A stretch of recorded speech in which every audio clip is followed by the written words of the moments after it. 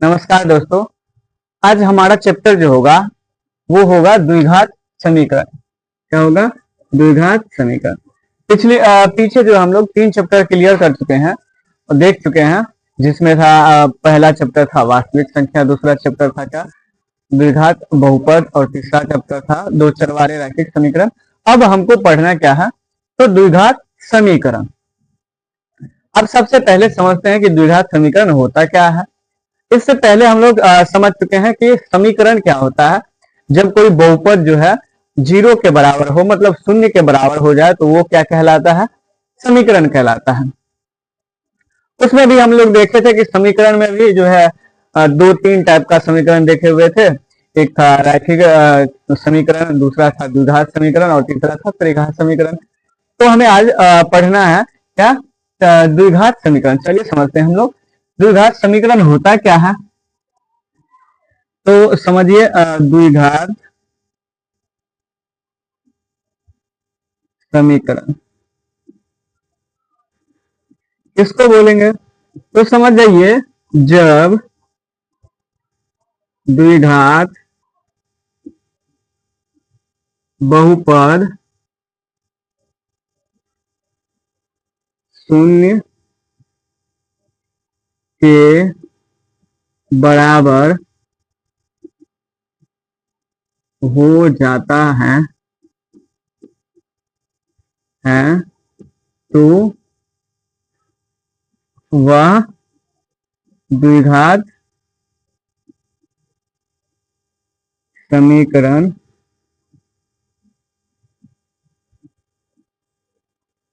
कहलाता है।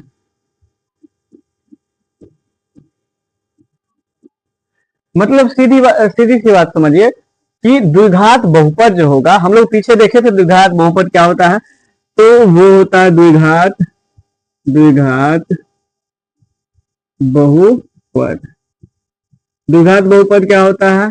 तो वो होता है a x square plus b x plus c. ये क्या होता है? द्विघात बहुपद। जब यही द्विघात बहुपद शून्य के बराबर हो जाए तो वो क्या कहलाता है? द्विघात समीकरण। चलिए, वही क्या है कि जब द्विघात बहुपद शून्य के बराबर हो जाए, क्या हो जाए? द्विघात बहुपद इक्वल टू 0, तो ये क्या कहलाएगा? द्विघात समीकरण। क्या कहलाएगा? द्विघात समीकरण। समझ गया कि द्विघात समीकरण क्या होता है। अब द्विघात समीकरण का जो है स्टैंडर्ड रूप क्या होता है, मतलब व्यापक रूप क्या होता है, किस फॉर्म में लिखा जाता है। तो वो आपको द्विघात समीकरण का व्यापक रूप वो क्या होता है?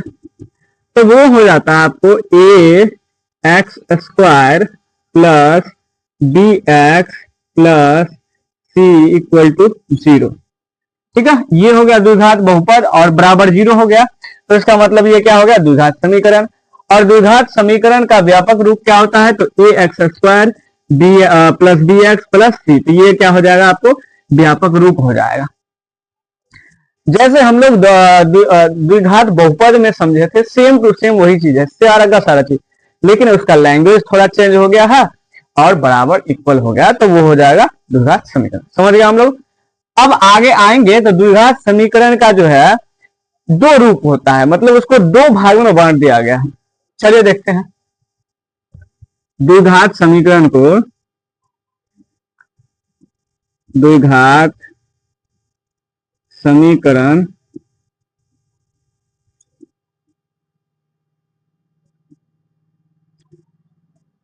द्विघात समीकरण को दो भागों में बांट दिया है।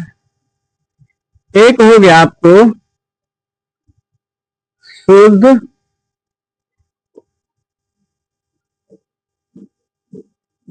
द्विघात समीकरण, दूसरा होता है अशुद्ध, या इसी को बोले तो बोल सकते हैं मिश्रित, मिश्रित, मिश्रित द्विघात समीकरण।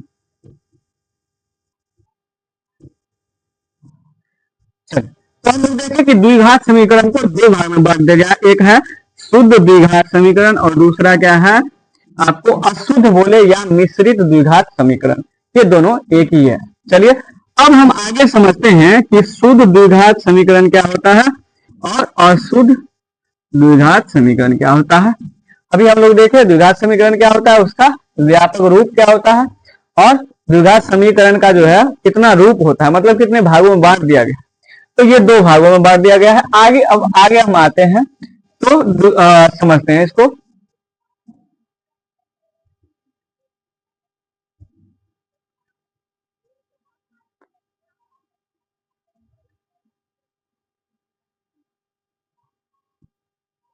अगला क्या था, द्विघात समीकरण को दो भागों में बांट दिया गया है।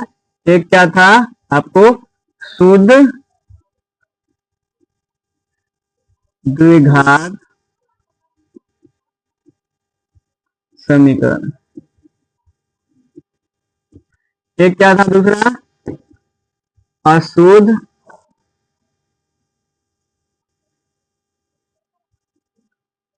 द्विघात समीकरण। ठीक है, चलिए इसको देखते हैं शुद्ध द्विघात समीकरण क्या होता है। तो शुद्ध द्विघात समीकरण में क्या होता है कि इस बहुपद में प्रथम घात वाले पद को क्या किया जाता है, तो हटा दिया जाता है, मतलब लुप्त क्या कर दिया जाता है, तो उसको हम लोग बोलेंगे शुद्ध द्विघात समीकरण। अब प्रथम घात वाला क्या होता है, तो प्रथम घात जैसे मान लीजिए एक्स का पावर 1, तो ये इसका घात 1 है, तो इसको हम लोग बोलेंगे प्रथम घात 1। जैसे समीकरण समझिए क्या है, ए एक्स स्क्वायर है प्लस बी एक्स है प्लस सी, ठीक है, इसमें से इक्वल टू 0, इसमें से इस समीकरण को हटा देंगे तो क्या हो जाएगा, a x square plus c equal to 0। तो ये हो जाएगा क्या, शुद्ध द्विघात समीकरण। वही चीज लिखा हुआ है, चलिए वही चीज को देखते हैं। जब द्विघात समीकरण में, जब द्विघात समीकरण में प्रथम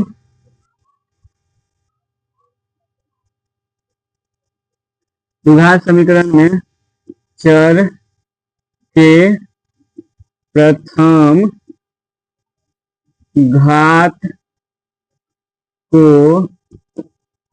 हटा या लुप्त, समझिए लुप्त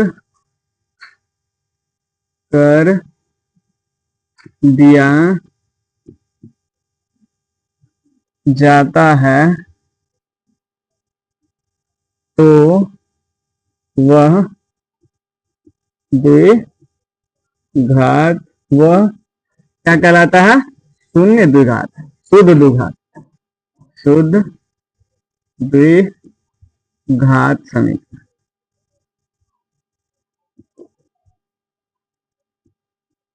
ठीक है,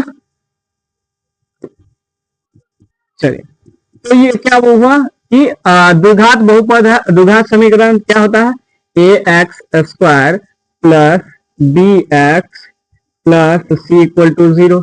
ये द्विघात समीकरण है, लेकिन क्या है कि प्रथम घात वाला ये है, तो इसको क्या करना होगा, हटा देना होगा। क्या करना होगा, हटा देना होगा। तो ये कैसे लिखा जाएगा, जैसे a x square plus c equal to 0। इसमें देखिए प्रथम घात वाला जो है चर मान वो हट गया है, मतलब निकल गया है, तो ये क्या कहलाएगा आपको, शुद्ध शुद्ध द्विघात समीकरण। तो हम लोग समझ गए कि शुद्ध द्विघात समीकरण क्या होता है, कि जब द्विघात समीकरण में से चर का प्रथम घात वाला मान को क्या करता है, हटा दिया जाता है, तो उसको हम लोग बोलते हैं क्या, शुद्ध द्विघात समीकरण। उसका व्यापक रूप क्या होगा, a x square plus c equal to 0, तो ये हो जाएगा शुद्ध द्विघात समीकरण। अब इसका हल कैसे हम लोग करते हैं, इसका हल कैसे करेंगे, मान लीजिए मूल निकालना हो तो कैसे निकालेंगे, तो दो तरीके से निकाल सकते हैं इसका हल। एक तो आप फॉर्मूले पे निकाल सकते हैं, ए स्क्वायर माइनस बी स्क्वायर के फॉर्मूले पर। दूसरा निकाल सकते हैं आप, कैसे निकाल सकते हैं, गुणनखंड विधि से भी निकाल सकते हैं। चलिए दिखाते हैं। जैसे मान लीजिए हल करने का तरीका, ठीक है। मान लीजिए हमारे पास क्या है, आपको 25x स्क्वायर माइनस आपको 9 इक्वल टू 0, ये शुद्ध द्विघात समीकरण है। अब इसका हल करना हो तो कैसे हल करेंगे, तो देखिए इसको हम दो तरीके से हल कर सकते हैं। एक तो गुणनखंड कर देंगे इसका, वो भी कर सकते हैं, डायरेक्ट आप कर सकते हैं क्या, या एक दो आप है ए स्क्वायर माइनस बी स्क्वायर के फॉर्मूला पे भी तोड़ सकते हैं। ये क्या होता है, ए प्लस बी इंटू ए माइनस बी, ठीक है। इस पे भी तोड़ सकते हैं, कैसे होगा चलिए दिखाते हैं। 25 को हम लोग 5 का x का स्क्वायर लिख सकते हैं, माइनस 3 का स्क्वायर लिख सकते हैं, बराबर 0, ये तो लिख सकते हैं। अब देखिए ये हो गया क्या, a और ये हो गया b, ठीक है। तो a स्क्वायर और ये b स्क्वायर, इसको हम लोग कैसे लिख सकते हैं, ऐसे लिख सकते हैं, क्या है a प्लस बी, तो a कितना है 5x प्लस 3, दूसरा क्या होगा 5x माइनस 3 इक्वल टू 0, दोनों को बराबर कर देंगे, 5x plus 3 equal to 0, 5x minus 3 equal to 0, तो यहां से क्या हो जाएगा 5x बराबर माइनस 3 और 5x बराबर 3, तो x बराबर क्या हो जाएगा 3/5, और यहां से x बराबर हो जाएगा माइनस 3/5। तो यहां से ऐसे निकाल सकते, एक तरीका तो ये हो गया। दूसरा है वर्गमूल निकालने की विधि से। जैसे दूसरा तरीका मान लीजिए, इसको हटा देते हैं हम, दूसरा क्या है वर्गमूल, या डायरेक्ट हम लोग लिखते हैं, जैसे क्या है 25x square minus 9 equal to 0, इसको हम ऐसा कर सकते हैं 25x स्क्वायर इक्वल टू 9 कर सकते हैं। अब यहाँ पे हम लिख लेंगे x स्क्वायर इक्वल टू 9/25 लिख सकते हैं इसको आराम से। फिर इसको तो ऐसे कर सकते हैं, x बराबर अंडर रूट 9/25 लिख सकते हैं, लिख सकते हैं कि नहीं लिख सकते हैं। अब यही हो जाएगा आपका x का मान क्या हो जाएगा प्लस माइनस 3/5, यहां से भी देखिए वही मान निकला और यहां से भी वही मान निकला। तो हम लोग दो तरीका से निकाल सकते हैं, एक तो आप फॉर्मूला पर डायरेक्ट बैठा दीजिए तो वो निकल जाएगा, दूसरा आपको कि आप वर्गमूल की विधि के तरीके से आप निकाल सकते हैं। तो ये था शून्य द्विघात समीकरण, और इसका हल कैसे करेंगे ये दो तरीका से हम लोग देख चुके हैं। अब आगे हम लोग पढ़ेंगे अशुद्ध, या उसी को बोले तो मिश्रित द्विघात समीकरण। चलिए उसको देखते हैं, इसमें कोई दिक्कत हो तो आप कमेंट बॉक्स में बताइएगा, ठीक है। चलिए आगे,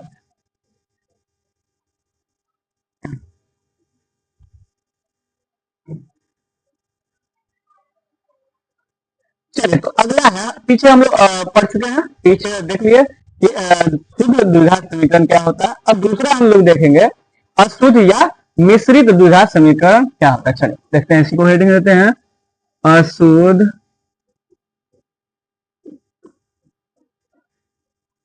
या मिश्रित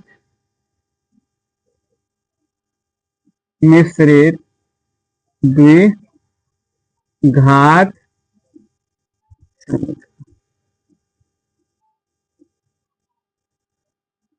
ये क्या होता है? तो ऐसा द्विघात समीकरण जिसमें चर मान का प्रथम घात वाला और द्वितीय घात वाला दोनों मान हो तो उसको हम लोग बोलेंगे क्या? द्विघात, अशुद्ध द्विघात समीकरण। चलिए, वह समीकरण जिसमें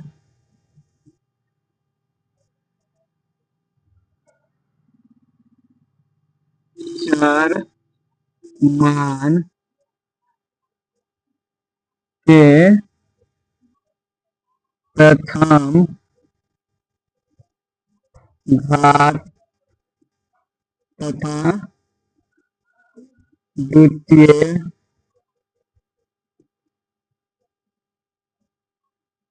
घात भी, द्वितीय घात दोनों होता है, क्या कहलाता है? अशुद्ध, अशुद्ध द्विघात समीकरण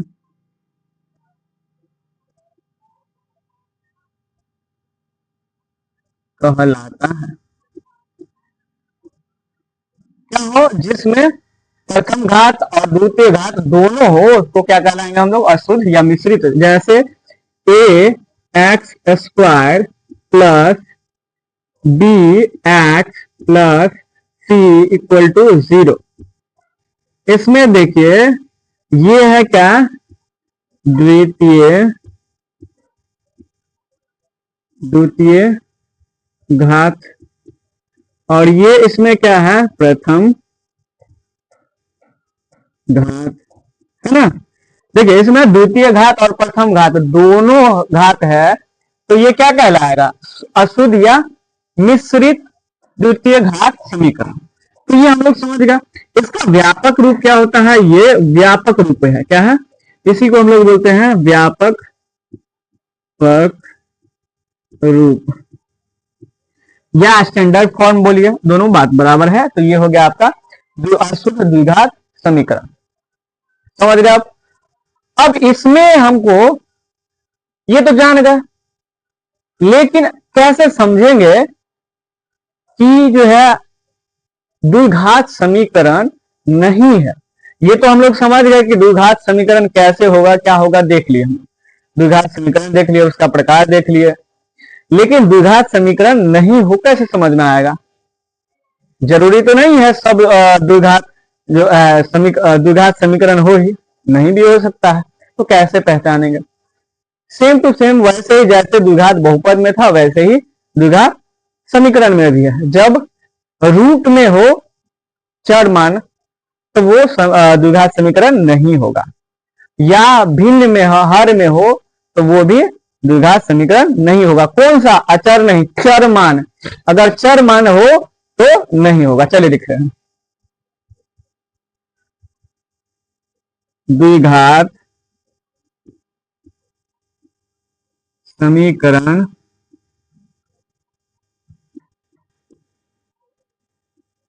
नहीं होने की शर्त। कब नहीं होगा? तो पहला क्या होना चाहिए? चर मान रूट में नहीं होना चाहिए, चर मान रूट में नहीं होना चाहिए। दूसरा क्या है? भिन्न में, है ना? भिन्न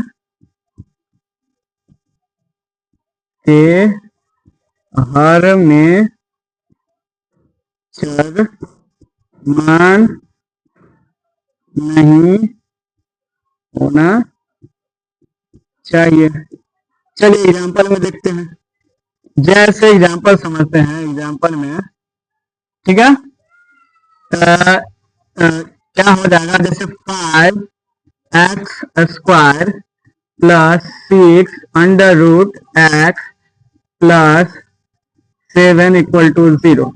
देखिए इसमें चर मान जो है ये रूट में है ना, चर मान क्या है, रूट में है, तो ये नहीं होगा। या इसी को ऐसे भी लिख सकते हैं, जैसे 5x का पावर 1/2 है ना, 1/2, तो ये भी तो है आप रूट में हो गया, ये भी तो रूट में हो गया, रूट का मान ही होता है, रूट का मान ही होता है 1/2, तो ये भी नहीं होगा। दूसरा चीज +6x-7 इक्वल टू 0। दूसरा चीज अगला क्या है, अगला मान लीजिए कि ऐसा रहे, कैसे, तो 5x² plus 6/x-8 equal to 0, तो ये भी क्या द्विघात समीकरण नहीं होगा। तो हम लोग देख लिए कि द्विघात समीकरण कब नहीं होगा, द्विघात समीकरण होगा, और इसके अलावा सब सारे के सारे क्या हो जाएगा, द्विघात समीकरण हो जाएगा। तो आज हम लोग देखें कि द्विघात समीकरण होता क्या है, द्विघात समीकरण के को वर्गीकरण किए, उसमें शुद्ध द्विघात समीकरण क्या होता है, उसके बाद अशुद्ध या मिश्रित द्विघात समीकरण क्या होता है। अब हमें आगे जानना है कि द्विघात समीकरण में उसका मूल कैसे निकालेंगे, या मूल क्या होता है। तो सिंपल सी बात समझिए, जैसे द्विघात बहुपद में जो है ऐसा मान क्या होता था जो उस बहुपद को 0 कर देता था, वैसे ही द्विघात समीकरण में भी ऐसा मान जो उस समीकरण को क्या हो 0 बना दे, उसको हम लोग बोलेंगे क्या, उसका मूल बोलेंगे। तो चलिए हम लोग देखते हैं उसका।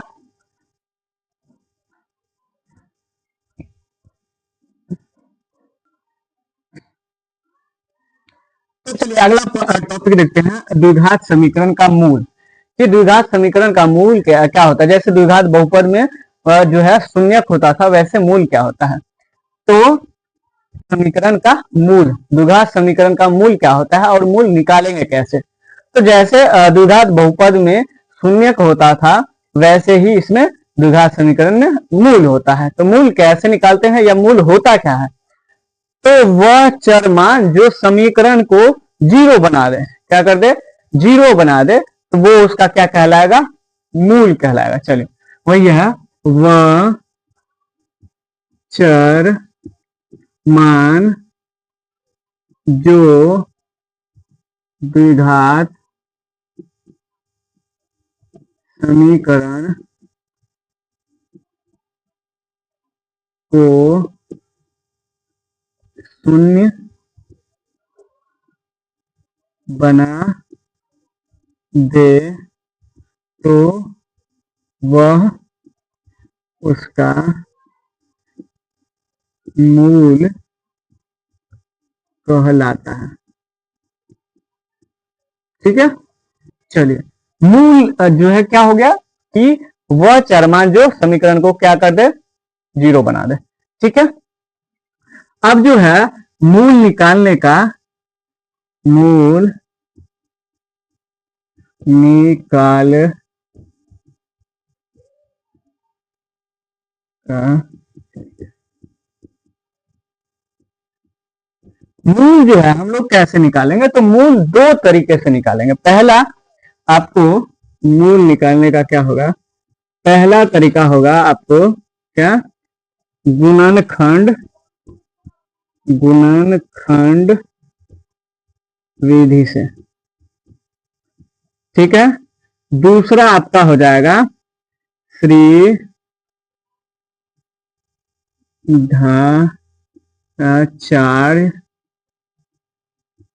सूत्र के द्वारा।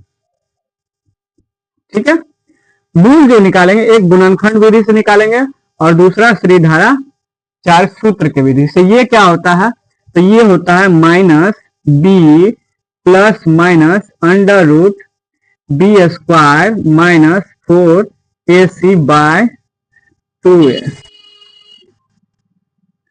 और एक हो गया गुणनखंड विधि से, तो दो तरीके से हम लोग, दो विधि से हम लोग जो है द्विघात समीकरण का मूल निकालने का तरीका सीखेंगे। ठीक है, तो गुणनखंड विधि हम लोग जानते हैं, पिछली जो है चैप्टर में हम लोग देख चुके हैं द्विघात बहुपद में, वैसे ही निकालना है। और दूसरा तरीका है ये, आप इस तरीके से निकाल सकते हैं। ठीक है, चलिए आगे देखते हैं। आज के लिए हम लोग इतना ही रखते हैं।